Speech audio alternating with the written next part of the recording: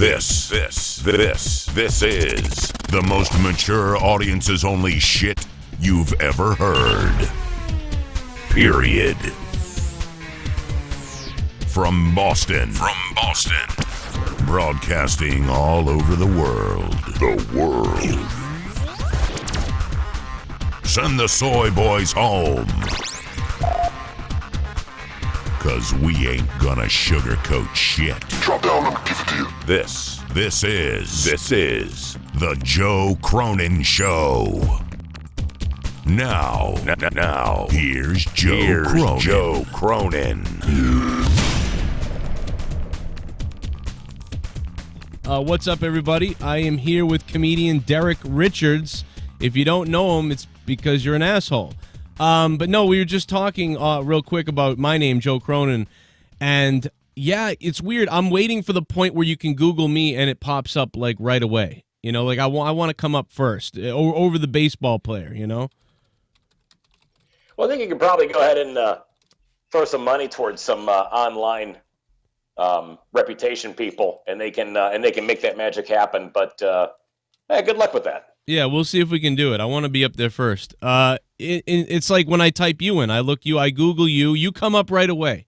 I don't have to type in comedian. I don't have to type anything else. Just Derek Richards. You come up. It's the first thing. It's all over the place. And, I want to get to that status eventually. But, yeah, it's great to have you here. We've never met, and it's good to have you on the show. This is a new format that I'm doing, and we're going to be releasing it everywhere. And you are the first guest on the new show. So I've been watching you for years. Here or there, I binge-watched so many comedians, but I first heard you when it was during the Irish comedy tour. It wasn't that long ago that I had heard about it first. When did you start this Irish comedy tour? The Irish comedy tour, we started back in, that was, let's see, it's got to be now 2000 and, God, I want to say it was 2008, something like that. And, so, yeah, it's been a while. Started it down in Florida, and I'm out here in Las Vegas now. We've got myself, Mike McCarthy, who's a Boston comic, who's hilarious, who's on the show. We got a couple of musicians, Derek Keane, who's a singer, guitar player out of Dublin, Ireland, and Damon Liebert, who is from Nova Scotia but lives up in Maine right now. So, yeah, so we've been doing this thing for a while. It's, we take a little bit of a break during this time of year, and then we start cranking back up come end of February and through March. March is like our... booking us in March is like booking Jesse Jackson during Black History Month. Yeah, March is that's synonymous with it's just St. Patrick's Day. The minute it turns March up here, we used to play in a cover band in Boston, and the same thing. We would have a whole sort of Irish theme or rock set, and they would it's crazy. The band, I didn't run any of it, but the band that booked it, they would book 3 shows in a day. And they'd go out in the morning, we'd go out in the afternoon and nighttime. And Southie, mostly just in South Boston, within, the same area. And it was crazy, the amount of money. So I can imagine what the comedy tour does. What's it like now? What are you worried with the COVID? Is obviously that makes it weird coming up. We don't know what's going to happen. Well, we lost 5 tour dates last year. Oh. And it was because that's right when the COVID, right when as our beloved president calls it, the China virus, which just makes me laugh. He just does it to, get everybody going. I call it that just to piss people off too, because I just don't care. It's just funny. But I started wearing I start wearing red hats. That's what you do. Wear red hats that say save babies or I love children's books or whatever. And then when someone just goes, "Hey, you fucking racist," and you just go, "What? You don't love baby seals too?" What? Look at my hat. What the fuck?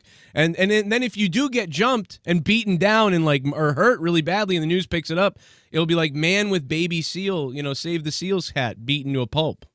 They'll have to be in there. Oh, I know. It's crazy. I just this whole country is just to me, I think it's hilarious. I crack up. I have friends of mine on both sides of the fence losing their minds. Yeah. And I'm in the middle of just sending inappropriate memes to see whatever candidate they root for. I send it to piss off them. Yeah. So you sound like me on Facebook, because I used to lean fairly left, but I'm pretty independent now. And what I've noticed is I have, like, my wife will call me, like, you're a fucking Trump supporter. And then, like, my friends will call me, like, you're a stupid liberal. And I'm like, how could I be both? You know, how could I possibly be both things? So, yeah, it's fun to just go against the grain. And I think that comedians are like that usually, most of them. Although, you know, it's just natural. You want to go against the grain. So if someone's pushing one thing on you, you want to fuck around with them and see, you know, how bad they're going to flip out. Because I don't take it that serious, and neither do you, it sounds like. But, yeah, with the Irish comedy tour, hopefully I guess it will start going away now, maybe, and then you'll be okay for March, or... Well, we hope so. I mean, like I said, we lost 5 dates in the middle of the tour last year, and it was just an insane time for everybody. I mean, everybody had their own little story about what went down during the whole COVID-19 thing and the lockdown, and so we were able to actually squeeze in a show on March 16th and March 17th down in Port Charlotte, Florida, and then literally March 17th was done. I mean, that was it. And it was, when then everybody, we had to, I had to fly back to Las Vegas, and our other guys had to fly back to New England. Yeah. And so we didn't know what was going to happen. And even this year, we don't know what's going to happen because, some of these theaters, depending on where you go, they're following suit with Broadway. I mean, Broadway, I think, declared that they're shutting down until like May of 2021. Jesus. I think. Now, again, some of these places, furloughed a lot of employees. So literally every venue, every state, every municipality is different. So yeah, we're just hoping for the best. We've got stuff on the calendar right now. Our website, theirishcomedytour.com. We're going to be up in your neck of the woods in Medford at the Chevalier Theater on March 20th. I know. I had to make sure I said it right. Do you hear that, Tony from Revere? I don't want to say Medford and sound like a total douche to everybody in Massachusetts. So. That one we make douchey on purpose because, like, Medford, like, it's kind of weird, right? Like the other ones, though, like Peabody, it's got to be Peabody, or you're like, people say Peabody. I'm even from Quincy, and we say Quincy. And, people say Quincy, and that just, like, my head explodes on Quincy. So it's got to be Quincy. Got to be friggin' Quincy. With all the change, like the tour, we'll see what happens. So I'll be keeping an eye on it. I'll be shouting it out. If, your tour dates change, we'll talk about it. Tony from Revere will be there because he loves going across that little bridge over there that sucks. And I was Googling stuff on you and other people because I'm always just Googling things. And I found this video of a heckler yelling at you about a joke that you made about... Oh, yeah. That it was funny as hell. I almost thought it was like rigged because the girl was so loud. She must have been like way in the back near the mics or something, the speaker. I don't know. It was weird. She was so loud. And she was pissed that you made a joke about, like, you were making a joke about segregating like whites and blacks in a restaurant or something. And it was the joke, and I know exactly the clip you're talking about, was shot at the MGM at Brad Garrett's Comedy Club in Las Vegas. And I do a joke about when I was a kid and I was in high school and we worked at Ponderosa Steakhouse, and our general manager had hired his idiot niece to work there, and she was just completely stupid. Right. And so my buddy and I were screwing around, like I said, 17 years old. Yeah. Long time ago. We go out there, we decide to fuck with her and say, look, hey, we tell her this like Friday, right around 5 o'clock, right when it's starting to get busy. Yeah. And we said, hey, what you got to do is, company policy here at Ponderosa, on the weekends, you have to seat all the white people on one side of the restaurant and all the black people on the other side.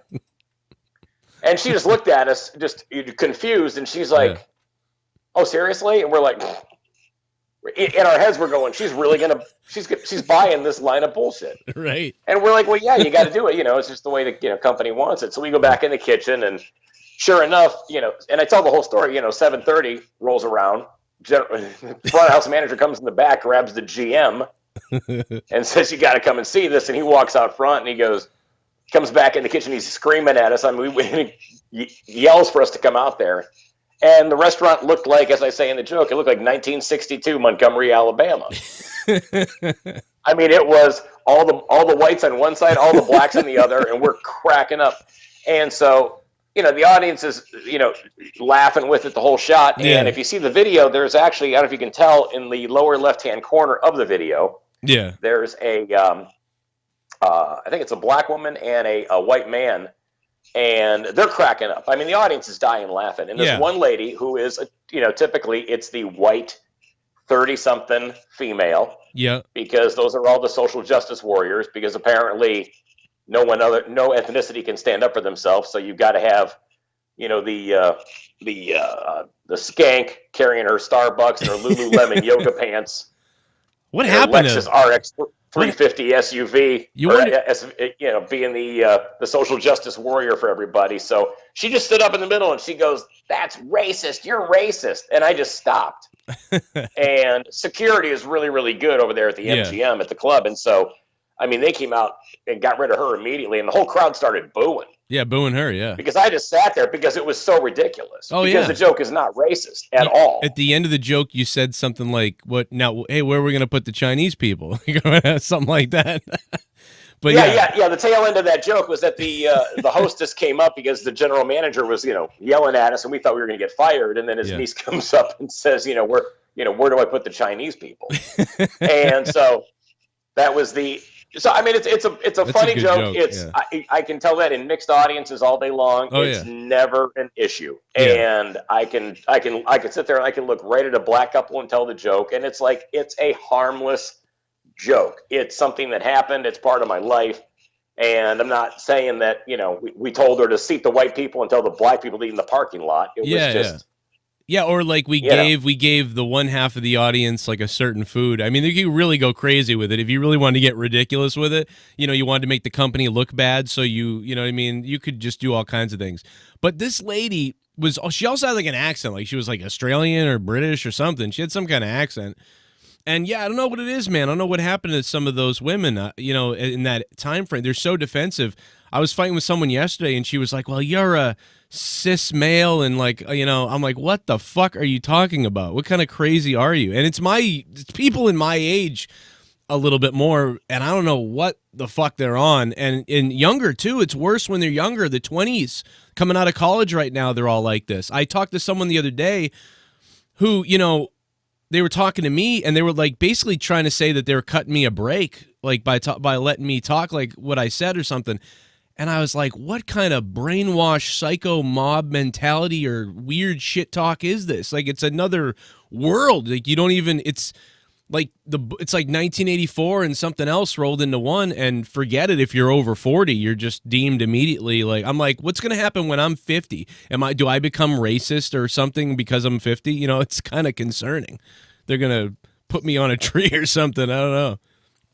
It is concerning. I mean, I think all the stuff in colleges right now, all the kids are being so indoctrinated to following a very left-wing agenda.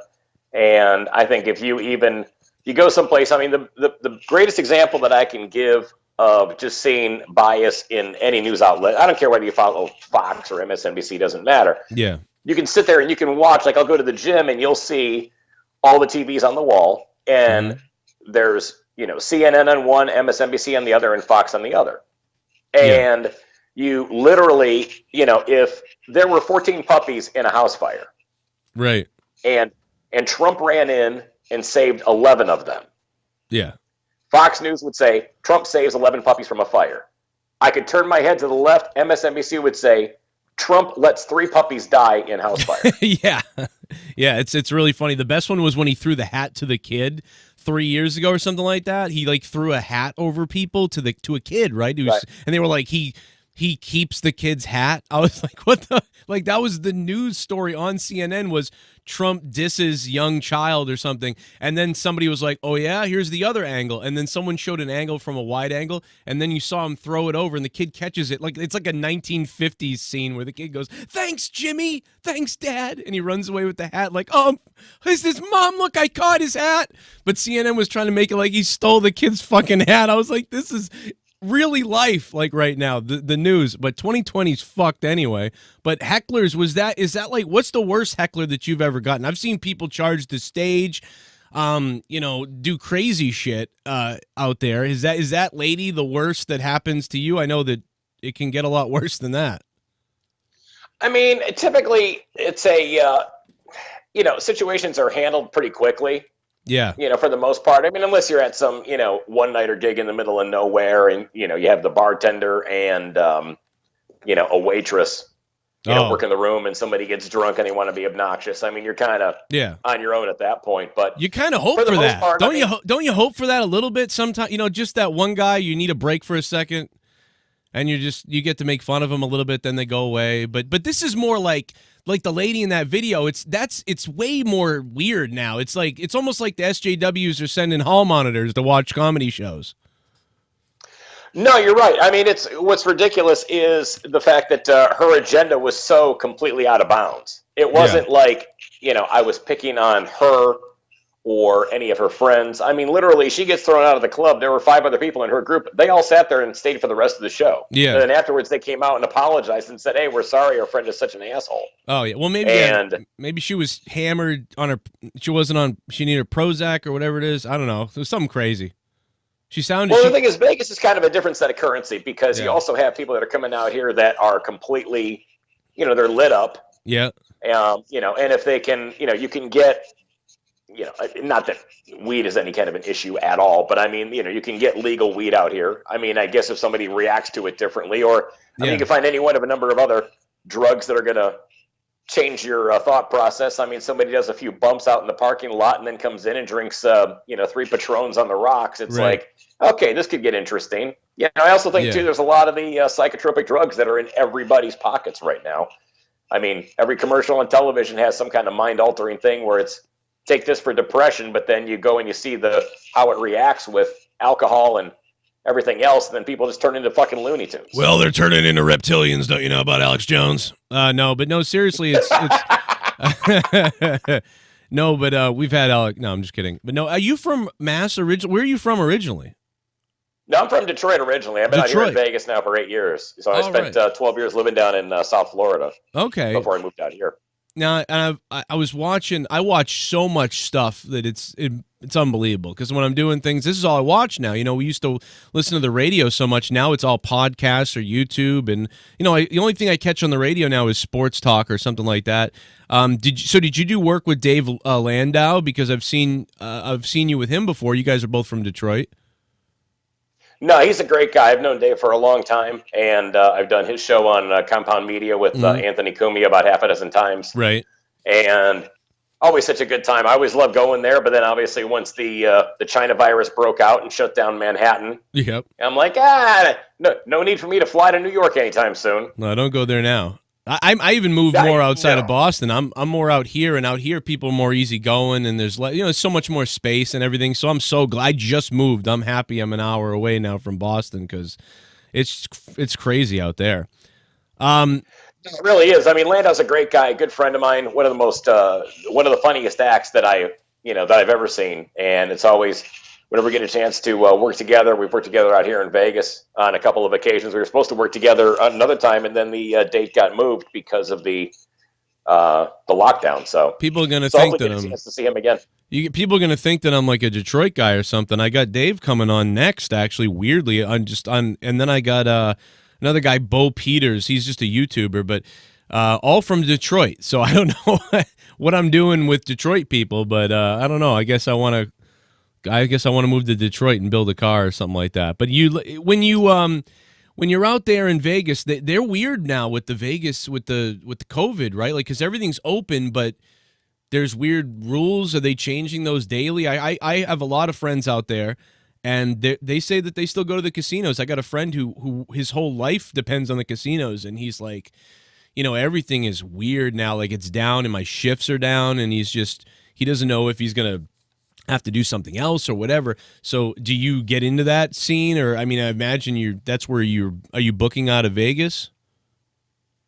Well, I mean, right now, literally, there's a comedy club that's over at the Downtown Grand, which used to be the old Lady Luck down over by Fremont Street. Delirious Comedy Club. That's been open for a few weeks now already.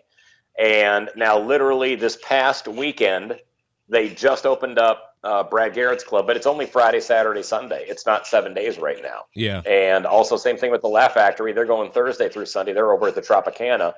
And they just opened this past week here too. But the mandate out here in Nevada is that they want you to be 25 feet from the front of the stage to your first audience member. Oh, okay. Don't ask. Yeah. No clue. But how far Where can the audience be? Can they be like 5 feet from each other, or what are their rules? 6 feet. That's they're still Okay. keeping that social distancing thing. And then, I mean, the casinos are trying to do whatever they can to not get sued is what it comes down to. I mean, Yeah. it's, they don't want to be in a situation where anybody's going to come in there and they can somehow trace it back to a casino and then there's some lawsuit filed. So I don't know if there's now that implied known risk if you're going to go out and do something like that, that it's like, hey, if you're going to come in here and you want to have fun, you want to gamble, you want to drink, you want to party, Yeah. it's under your own responsibility if you're going to go ahead and, do something like that. So, but the clubs want to, they want to make sure that they're not going to get, tagged for something. Right. So, Brad Garrett is keeping, an eye on his brand as well as the Laugh Factory and stuff like that too. So, Yeah. I mean, hopefully, I've done shows elsewhere. I just came back from Florida and it was great. Yeah, Florida's way open. Like I cover my big thing is wrestling, pro wrestling, and like it's the same thing. They got fans up way in the back, and Florida's good. I imagine when you go out in Vegas for a show 25 feet away, the first joke is, don't worry about the 10 people from yesterday. It's going to be okay. Like sneezing on stage. I don't know. Like it's going to be a lot of people fucking with people out there. It's like. Yeah, I mean, well, the funny thing is everybody is all, wearing the masks and socially distanced inside the showrooms. And from what I hear, as soon as they walk out, they're out in the casino, they take their masks off and they can care less. They're out drinking and partying and doing stuff like that. But it's been really like reduced capacity at the blackjack tables, at the craps tables. They're only allowing like 3 people, at a craps table, or only a handful allowed at a blackjack table, and then only a handful allowed at a craps table. And I'm sure the same situation is with roulette. So, the governor out here is not the most popular person in the world. I mean, it's just so funny because what can he do? And he's the one who's handing these mandates down from his quote unquote health team. And it just makes no sense because I go elsewhere in the country. I've done shows in Myrtle Beach, South Carolina. Mm-hmm. Up in Utah. I'm going to Idaho here this week. Mm-hmm. I was in Florida, and it's hate to say it, all the red states are saying we're open. Come on, let's do this. Right. Yeah, it's weird. I hear all the different arguments because I'm around so many different people, and it's like I don't even know what to say because I don't know. I want to be cautious too, and like yeah, it seems like if you be really as cautious as you can be, you can get things done. But you don't want to take people's livelihoods away either. People have to. You have to move. You have to operate at some point, or what's the point in anything after it's over? So, it's not like it's killing 70% of us, but it's hard to say. We're in a super liberal state over here, so it's hard to really do a lot. But it also still feels like it depends on where you are. They're opening the schools up.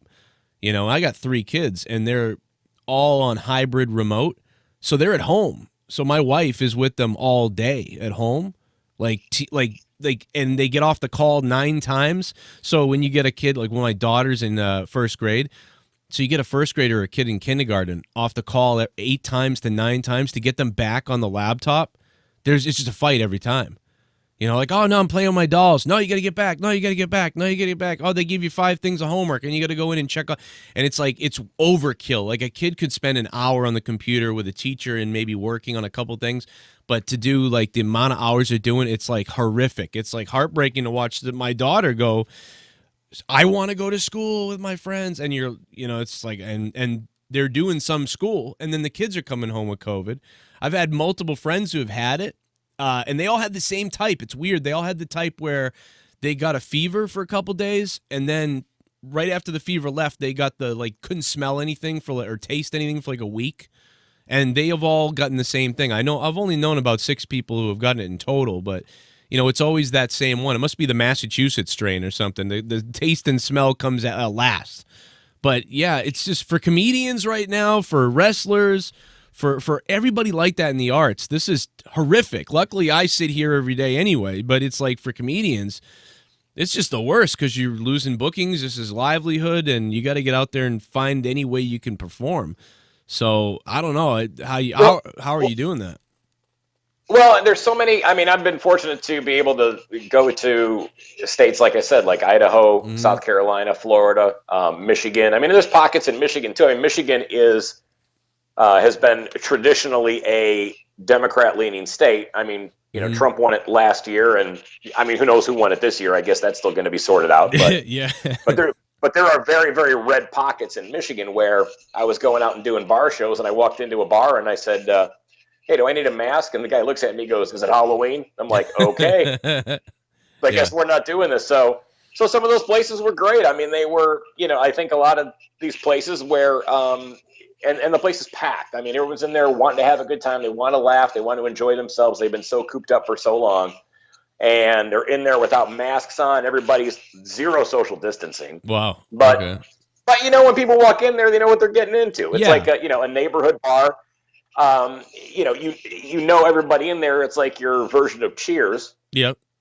You know all the people that are there. You know the guy that runs the joint. You know how he's going to handle things. And if you're comfortable with it, cool. If you're Yeah. not, well, then you can leave. It's the new smoking. That's all.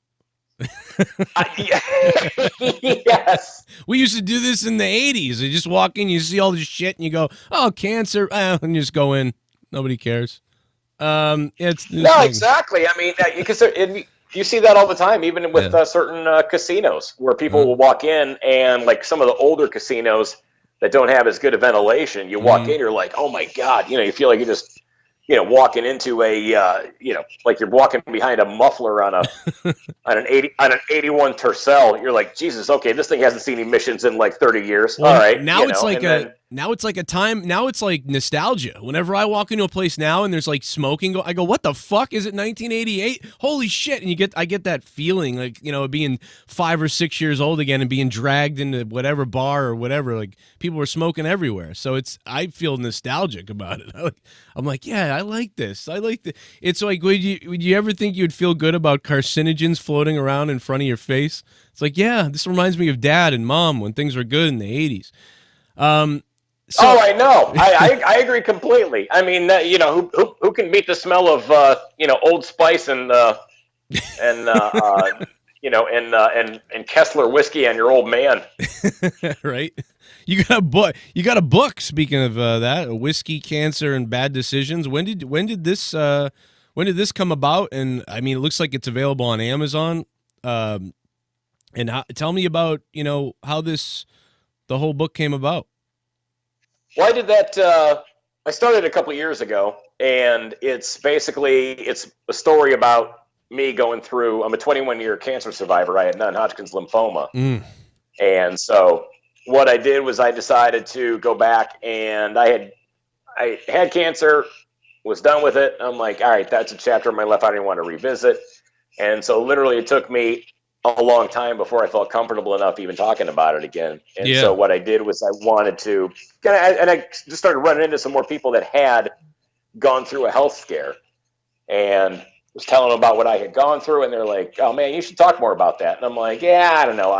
And then finally I did, and I'm like, let me go ahead and put this together in a book. And so it really kind of forced me to relive some things that I didn't want to relive from what I had gone through at the time, because the cancer diagnosis came on the heels of me losing my grandmother, my grandfather, and my dad. Jesus. Within a 2-year period. Oh my God! And Yeah, so, that's the worst. Because yeah. when you find out you're about to deal with something like that, it's just the worst. Everything else goes out, and then people are dying. That's even crazier. And is that why you put it? It maybe made it easier to put it in a book rather than to to talk about it or to do other things. You could make sure you write it the right way, accurately in the book. No, definitely. I mean, I tried to write it as if you and I were hanging out at the bar getting lit up. Yeah. And just try to keep it as lighthearted as you can about a topic that's very serious. I mean, it's like, listen, everybody goes through shitty life experiences. Right. Just for me, this is just me telling what my story was, where I had a lot of, everybody goes through death, everybody goes through health scares, everybody goes through job loss, whatever, divorce. I mean, there's a number of things that people go through every day. You know Jimmy Tingle? I know of Jimmy Tingle, but I have not met him in person, no. Yeah, like he raped me. Okay. No, I'm just kidding. I was going to write a book about it. No, I'm just kidding. No, he's a comedian out here. He didn't rape anybody. He's a good guy.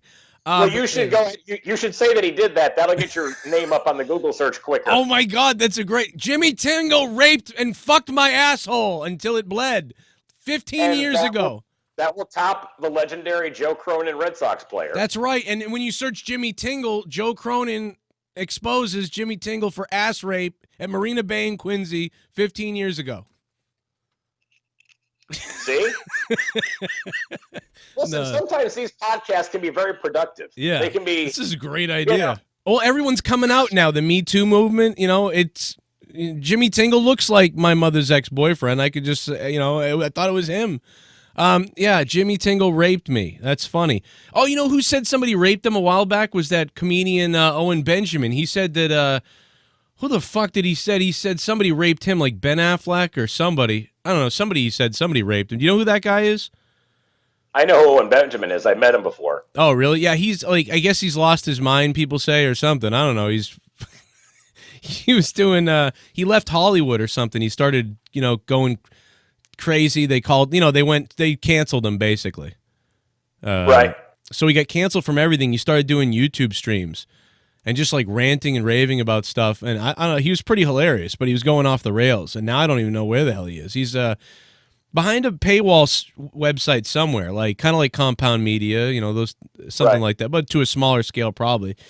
But yeah, I think he said something. He was going viral because he was saying somebody raped him, like Ben Affleck or one of those guys. They raped me, and I just wanted to tell my story. And he got 15 million views. So I mean, wow. Maybe we got to punch up. Jimmy Tingle's not big enough.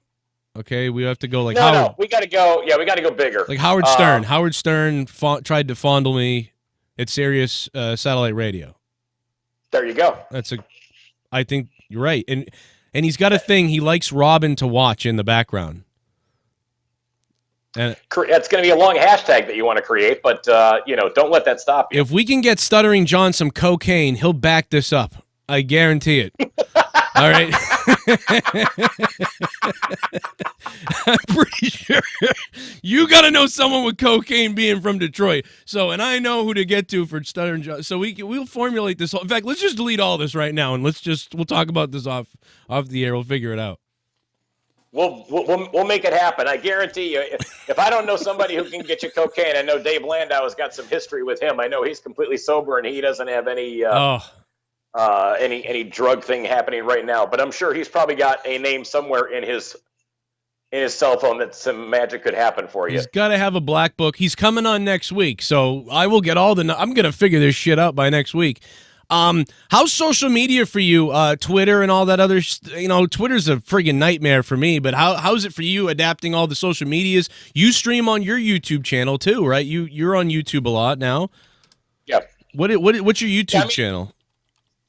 It's just, you just go to Derek Richards. Okay. And I do a podcast on there called The Drink with Derek. And, it started off, the cool thing with this pandemic, I'll say this. I mean, I was doing it where I was literally going to a bar with some comedian friends of mine, and I'd set up the phone and record it. It was like 8-10 minutes long. It was literally us having a drink. Right. And then, of course, the lockdown happened, and I'm like, all right, well, let me go ahead and do, now what you and I are doing here. Yeah. Which is cool. Yeah. And so I think what's been good is, at least, during the pandemic, it's been nice to be able to, do some things that I've wanted to do for a while. And I think at least try to make that whole lockdown thing as productive as you can, because if you're just going to sit around and watch TV, it's like, you can only do that so much before you start losing your mind. So you got to do something to become a little more productive and kind of keep your mind moving. So that's what ended up working out for me, was adding more content to my YouTube stuff. Twitter, I think, is just a vile cesspool of shit. It's a mess. I mean, it's horrible. I've heard the new the platform Parler is a interesting one to hop on. I haven't gone on there yet. Yeah. But yeah, I think Twitter's horrible as far as their censorship. I think Facebook, Mark Zuckerberg. I think Mark Zuckerberg raped you. That's what you need to do. Even better, I went to school with his wife, so there's a tie-in. Maybe she raped me. And every time you try to post that he raped you, Facebook took it down. Yes, exactly. And they even took me out of the yearbook, on the digital yearbook, because they didn't want any tie-ins to Priscilla. They knew about it, and I mean, who would have thought I was raped by the woman that married the Facebook creator? What the fuck world is this? Like, and that's a lot of money I'm missing out on. These people, you know, really sick and weird. But that's Quincy for you. You know, that's where everybody comes from. That's terrible. No, but it's your YouTube is good, but it's like everybody's finding that side career now. You know what I mean? But we're finding normal ones. Like you're finding related ones. You know, like you're like, oh, you know, I'm a comedian now. I'm going to do a podcast on YouTube more. That makes more sense. I've been doing it. I can put more time in. Or you're a comedian. You can go on shows. You can do things. You know, but it's the other people though that I'm finding like friends that are like, you know, oh, I used to work in a call center, but now they closed the whole building and they're trying to set us up from home and it won't be ready for 6 weeks. So now I'm a dildo tester. Like, and they're testing dildos on opening up a YouTube page and they're like smelling it and they're like, this one's silicone, this one vibrates, this one doesn't work so well. My wife said this, my wife said that. And this would be funny if it wasn't true, but I've seen my friends and like they're afraid to tell people, oh yeah, I reviewed dildos now on YouTube. Or my friend started knitting. Like which is okay, you can knit if you're a guy, but it's just knitting, all these different things. Somewhere you can formulate a joke in all this and do that on your next set about people's things that they shouldn't have gotten into while they're on quarantine. Well, I think what you should do is create a dildo and just put 2020 on the side of it. Yes. Yeah. That'd be a perfect name for a dildo. There'll be the movie about this year or the books or whatever that's going to come if we're not all dead in the next couple of years that come from this are going to be insane. Someone said like, is this the worst year ever? And I'm like, is that even a joke? Like, how is this not? Like, I mean, I'm 36, but I mean, there's not one year that was worse than this. Personally, yeah, it's not that bad. Like maybe, you know, other people have had a bad year. Like my dad died when I was 8, right? So that year wasn't so fun. But like, you know, and maybe if my mom and everybody had died and people had, maybe that would have been a worse year. But overall, as a country and world, this has to be the worst year. Like Japan, yeah, their worst year was when a nuke dropped on them. But this has got to be the worst year that we've ever seen. Oh, it's horrible. I mean, it's just, I can't think of anything. You know, you go back and you talk to people in regards to 9/11, and that doesn't hold a candle to this. I'm not minimizing 9/11. It was a tragedy. But, I mean, this is when you look at everything that's happened here in terms of, I looked at my phone and just the whole pandemic and the shutdown and, people can believe what they want, whether it's politically motivated or whether it wasn't. I mean, everyone's got their own opinions on that. But, I mean, you know what? I mean, I look at my contact list in my phone, and it says, you have 420 some contacts. I'm like, you know what? I don't know anybody on there that died of COVID, but I can tell you at least 100 people that got fucked financially. Yeah. Because of stuff being shut down. Yeah. Yeah, and that's it. And the truth is always in the middle, right?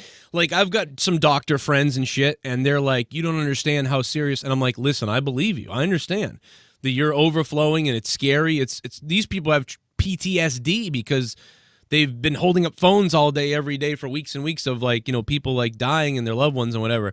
So like, there's no doubt there's an acceleration of especially older or compromised people.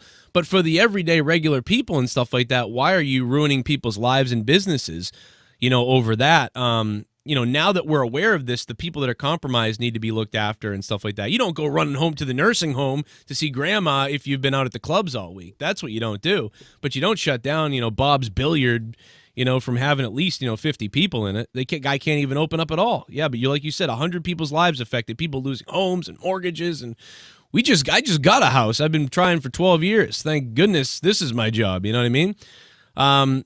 It's weird, though. The internet and the world is weird for comedians now, for celebrities, for musicians, and, guys like you and even me, like, because we have this internet tool that we didn't have before.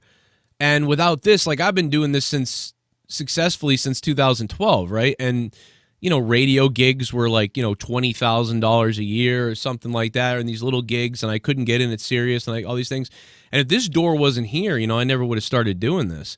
And a lot of people are accessing this stuff now. Like you said, you're doing a lot more podcasting now, and bands are able to get discovered that way because MTV is like not even MTV anymore. MTV is like My First Period, or like, look, Mom, my pussy's red. Like, I don't. It's weird, and you're like, what the fuck happened to music on this channel? Every time I turn it on, it's some like My First Teen Rape. Like, I don't.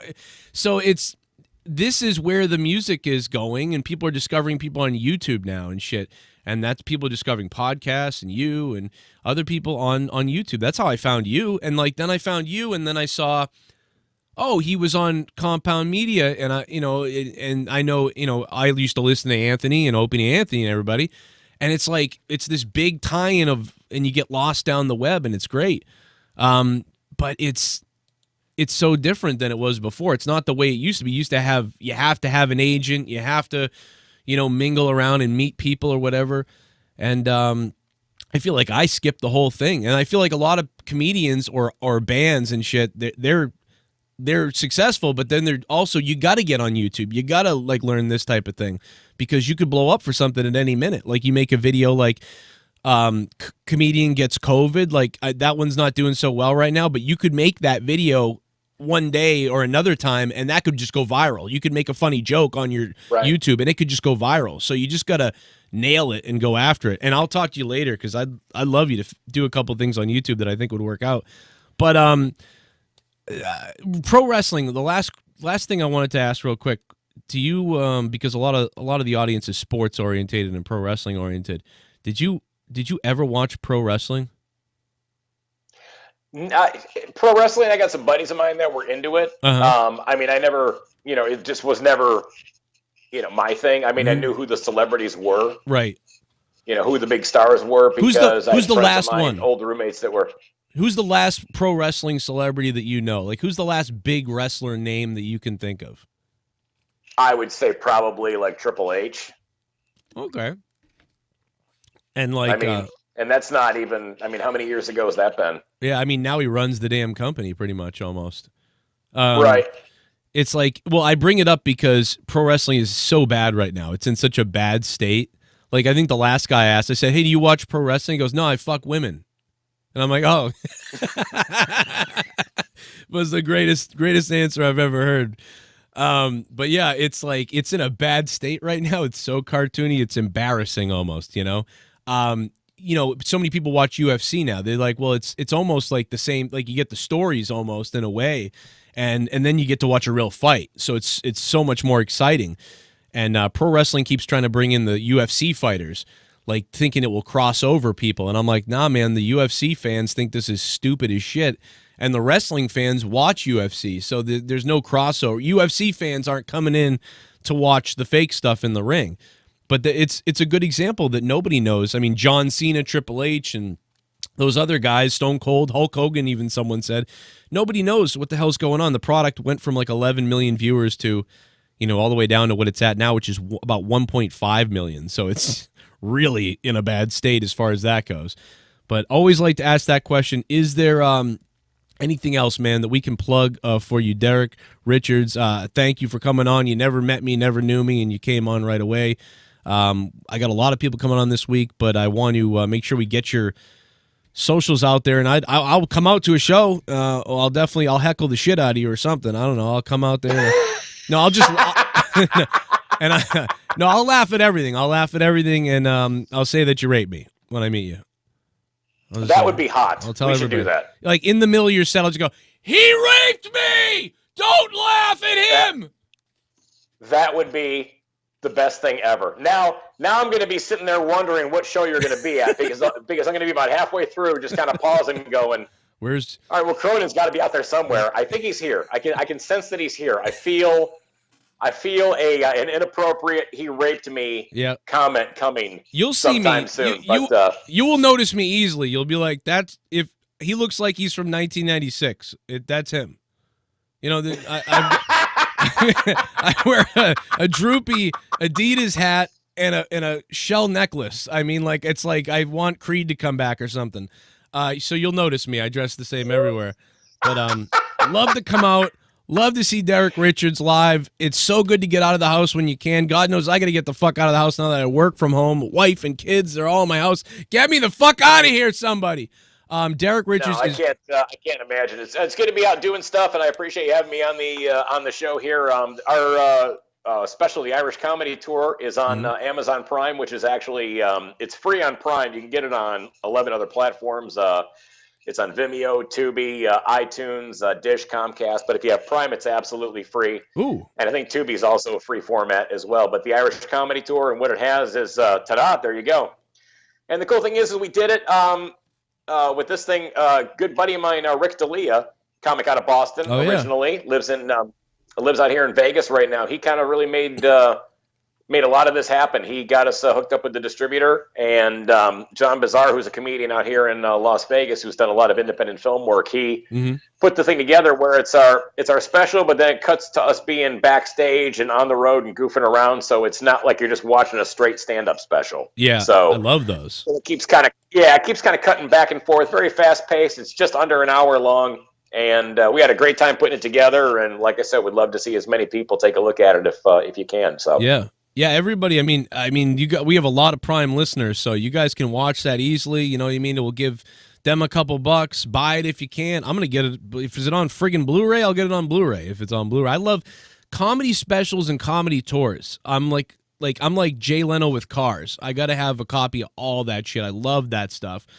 There's one that I haven't seen yet that's on Netflix. It's like a documentary on one of the clubs. I'm looking forward to watching that. I don't know if you heard about that, but it just came out. Well, there's a great documentary. I just got done watching the last episode on the Comedy Store. The Comedy Store, yeah. Oh my God, it's got to be great. And it's on Showtime. Mike Binder, comedian from years and years ago, has done so much work in film. It just did an absolutely amazing job putting that thing together. Really, really, really cool. So yeah, if you get a chance to see that at the Comedy Store on Showtime, highly recommend it. That is really good. All right, guys. Well, listen, Derek Richards, I'm going to have all his links down below. We'll be plugging it throughout the week. Go follow him on Twitter. He's funny as hell on there. He's probably going to need help. At some point, SJWs will attack him, so be there to be his army and beat these people down into the graves. And follow him and subscribe to him on YouTube. Great podcast, more stuff to listen to. It's all free on YouTube. And, of course, the Irish Comedy Tour. And look for his comedy tours whenever COVID resumes or goes away or whatever happens next. And, of course, the book, man. I think the book's going to be interesting. I'm going to read that. And that's about it, man. We'll catch you guys next time. Thanks for listening. All the links down below. And thank you, Derek, for being here. Thanks for having me, man. I appreciate it.